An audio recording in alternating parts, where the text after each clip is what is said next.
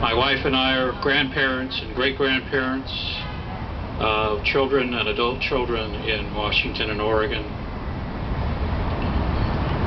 The process inside is fraud. It is illegitimate. It is designed to diffuse our power.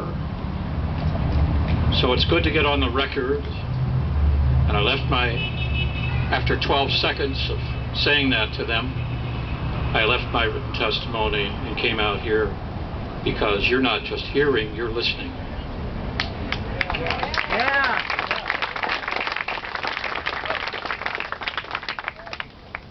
I'm a little tense. I don't usually do this.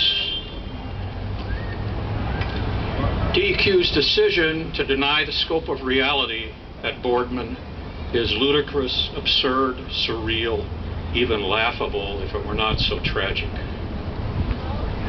Somewhere in a Portland high-end watering hole, a deal was cut. And so we have a PR show that we're going through in there. But that is just a cover for the deal that's down. So our move has to be on the governor. These regulators are not regulators. They're just gatekeepers. What we have here is people just doing their job. Just doing their job. Blind bureaucracy often has no moral vision or feelings. The threat of carbon to our ecological and climate systems is the greatest moral issue of our time. Because in supporting business as usual,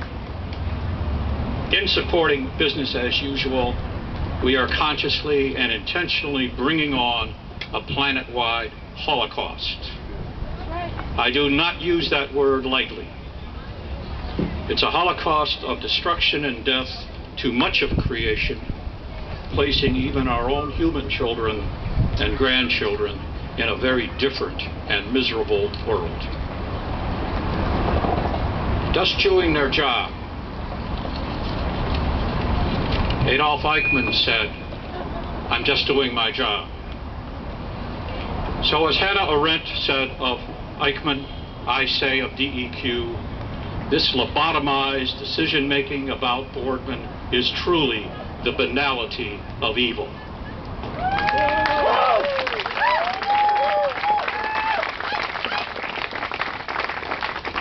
So therefore, I invite the good people of DEQ, the good people of DEQ staff, to come out of their moral closet, to resign and blow the whistle on this twisted, amoral decision-making process.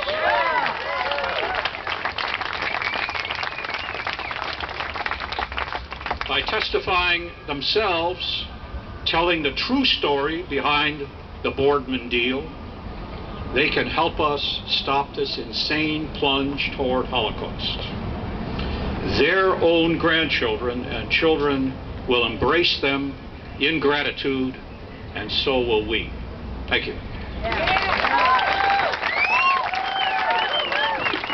just want everyone to know that Dick Harmon, the gentleman who just spoke, had the brilliant idea of having a people's hearing today.